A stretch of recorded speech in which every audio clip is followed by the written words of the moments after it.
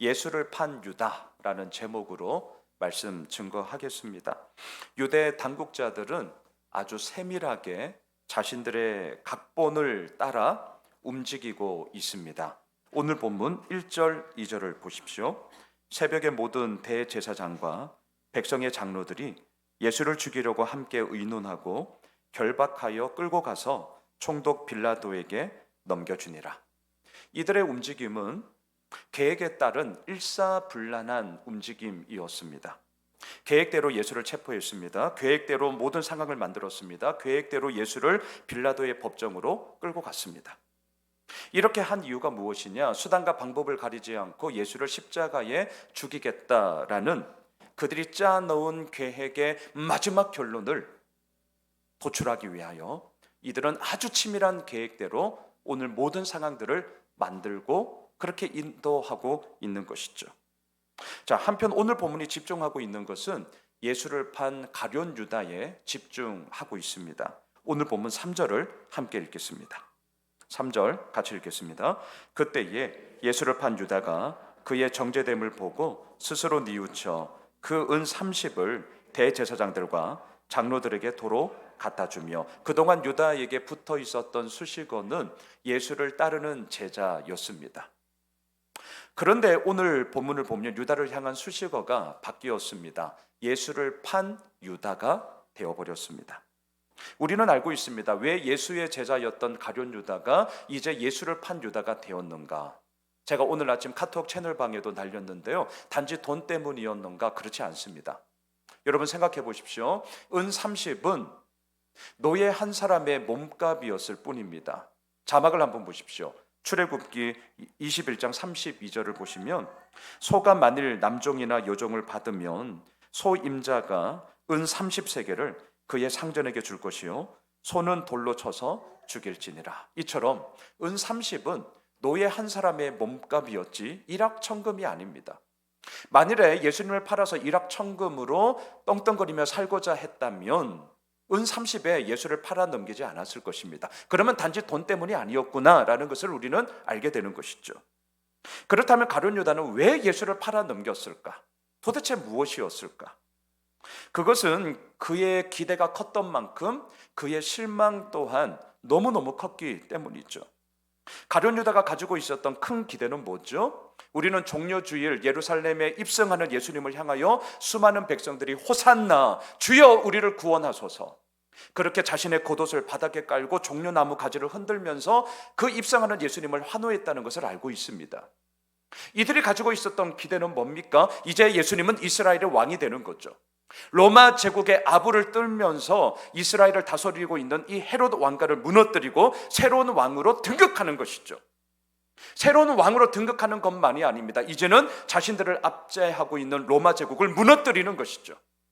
로마 제국을 무너뜨리는 것만으로 그치지 않습니다. 이제는 이스라엘을 세계 최강대국으로 세우는 것이죠. 이것이 가룟 유다가 가지고 있었던 그의 기대였습니다. 예수님은 이제 왕이 되어야 했어요. 예수님은 이제 그동안 행하셨던 그 크고 강력하고 높고 우리의 생각을 뛰어넘는 더 큰 기적을 이제 예루살렘 한복판에서 베풀어야 했습니다. 그런데 이러한 기대감으로 꽉 차고 있던 이 제자들을 향하여 예수님은 계속 말씀하시는 거죠. 나 이제 죽어. 그들의 기대가 다 깨져버리는 것 아니었겠습니까? 여러분 자막을 한번 보십시오. 누가복음 22장 24절. 이들의 기대감이 마지막까지 얼마나 컸는지 한번 같이 읽으실까요? 또 그들 사이에 그중 누가 크냐 하는 다툼이 난지라. 이때의 배경이 언제인 줄 아세요? 누가복음 22장을 보면 마지막 만찬을 나눌 때입니다. 여러분 마지막 만찬이에요. 이제 몇 시간 후면 예수님은 체포됩니다. 몇 시간 후면 빌라도의 법정에서 십자가형을 받습니다. 이제 죽어요. 몇 시간 후면. 그런데도 불구하고 마지막 만찬을 나누고 있는 그 자리에서도요, 제자들은 누가 크냐 서로 다투고 있었습니다. 왜 누가 크냐로 다투죠? 그들은 다 기대했거든요. 예수님은 이제 왕이 될 거야. 예수님은 이제 강력한 절대 군주가 될 거야. 그렇다면 그 왕 가운데 누가 우의정하고 누가 좌의정할 거냐는 거죠. 누가 한 자리씩 할 거냐는 거죠. 제자들이 모두 가지고 있었던 기대는 그렇게 왕이 되는 예수님을 꿈꾸고 있었습니다. 하지만 가룟 유다 그리고 다른 제자들이 그림 그리고 있던 모든 계획이 다 수포로 돌아갔습니다. 예수님은 죽으면 안 돼요.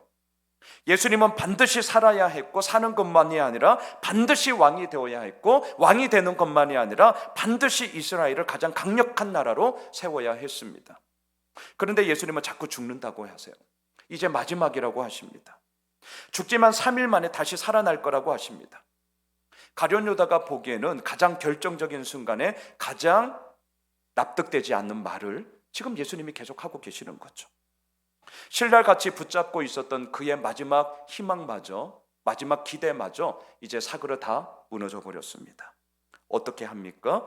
예수를 따르던 제자에서 이제 예수를 파는 제자가 되어 버렸던 것이죠. 자, 하지만 막상 예수님이 붙잡혔습니다. 산헤드린 공회에서 유죄 판결을 받았습니다. 그리고 이제는 빌라도 법정에 순식간에 예수님이 넘겨졌다는 소식을 듣고 가룟 유다의 마음은 너무너무 불편했습니다. 무거웠습니다.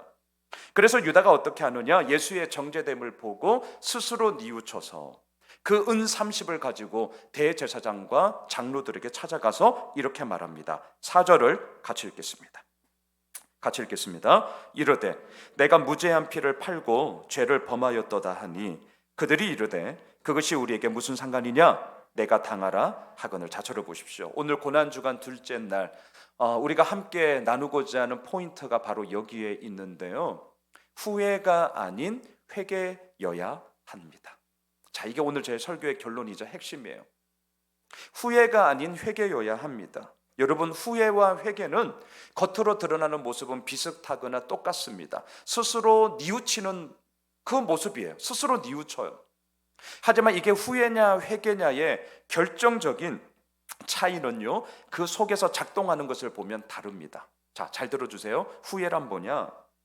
자기로 시작해서 자기로 끝나는 게 후회예요. 가룟 유다를 잘 보십시오. 스스로 뉘우쳤습니다. 내가 무죄한 피를 팔고 죄를 범했다, 이렇게 자신의 잘못을 뉘우쳤습니다. 여기까지는 좋아요. 좋습니다. 그런데 이게 후회냐 회개냐 판가름이 나는 것은 그 다음 스텝입니다. 자, 뉘우쳤어요. 그런데 어떻게 하고 있습니까? 스스로 뉘우친 가룟 유다, 하지만 대제사장들과 장로들에게 가서 얘기했습니다. 하지만 이들이 얘기합니다. 우리가 무슨 상관이냐? 네가 한 일은 네가 당해라, 네가 책임져라. 자, 이렇게 얘기를 들었죠. 요때에 어떻게 하느냐가 후회와 회개의 판가름이 나는 거죠. 여러분, 오늘 본문 5절을 함께 읽읍시다. 5절 같이 읽읍시다. 유다가 은을 성소에 던져놓고 물러가서 스스로 목매어 죽은지라. 이것이 바로 후회의 결과입니다. 오늘 본문 3절과 오늘 본문 5절에 보시면 스스로라는 단어가 무려 2번이나 반복되고 있습니다. 잊지 마세요. 이게 후회예요. 스스로. 자기로 시작해서 자기로 끝나는 게 후회입니다. 후회는 엎질러진 물을 다시금 담을 수 있는 게 아닙니다. 후회한다고 되는 게 아니죠. 후회한다고 해서 팔아버린 예수님을 다시금 되찾을 수 있는 것도 아니죠. 후회는 나의 문제를 해결하는 해결책이 결코 될 수 없습니다. 스스로. 하지만 그 스스로의 연약함이 얼마나 큰지를 우리는 가룟 유다를 통해 보게 되는 거죠. 자, 그렇다면 오늘의 결론, 우리 어떻게 해야 하냐고요? 후회가 아닌 회개를 해야 하는 것이죠.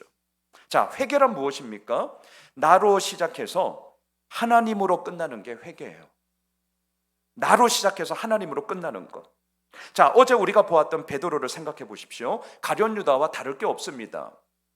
남들은 몰라도 나는 죽을지언정 주님을 부인하지 않겠습니다. 하지만 그의 호언장담이 얼마나 헛된 것이었는지를 우리는 알고 있죠.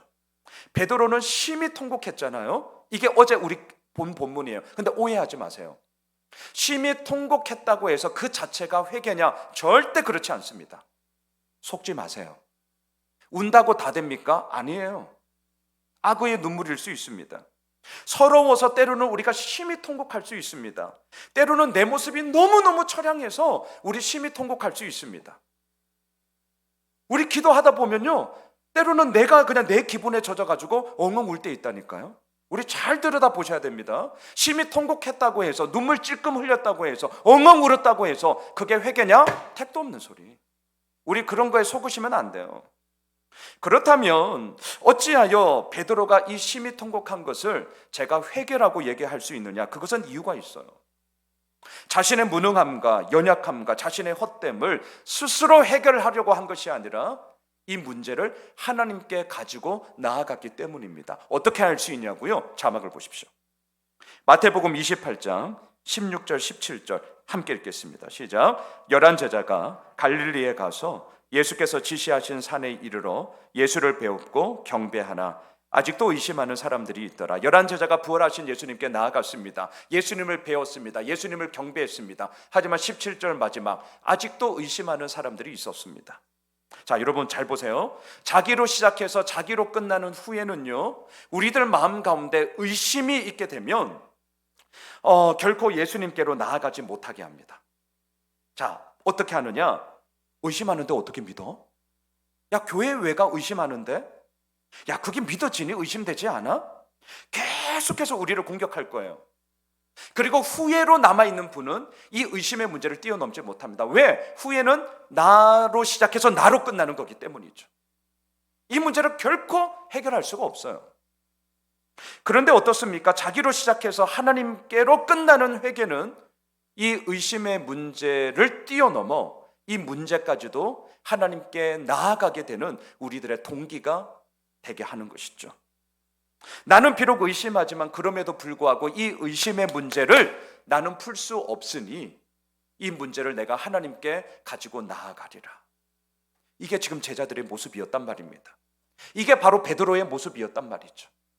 가룟 유다는 스스로의 문제 가운데 스스로 해결하고자 했으나 그게 어떻게 풀리겠습니까?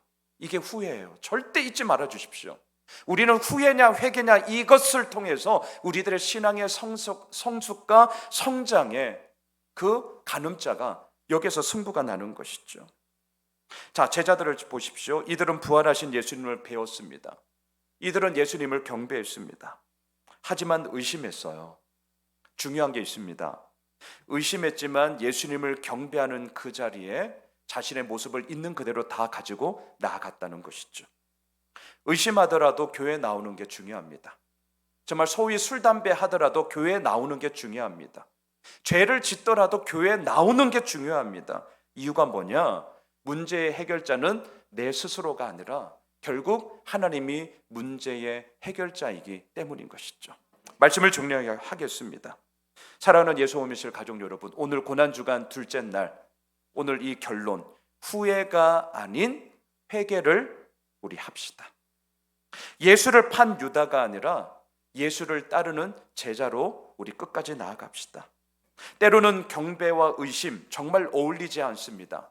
하지만 어울리지 않는 이 두 단어가 우리 가운데 혼재할 때가 있습니다. 정말 그럴 때가 있어요. 하지만 나 자신을 너무 자책하지 마십시오. 오히려 경배하나 의심하는 이 두 가지가 섞이는 그 가운데서도 우리는 오늘도 주님 앞에 나아가는 것입니다. 왜? 후회가 아닌 회개를 통하여 그 문제의 해결자이신 주님만이 우리의 모든 것임을 오늘도 고백하기 때문입니다. 바라기는 오늘 이 본문을 통하여서 우리들의 인생 가운데, 우리들의 신앙생활 가운데 후회가 아닌 회개로 더욱더 주님 앞에 온전히 서는 우리 모두가 되시길 주님의 이름으로 축복합니다.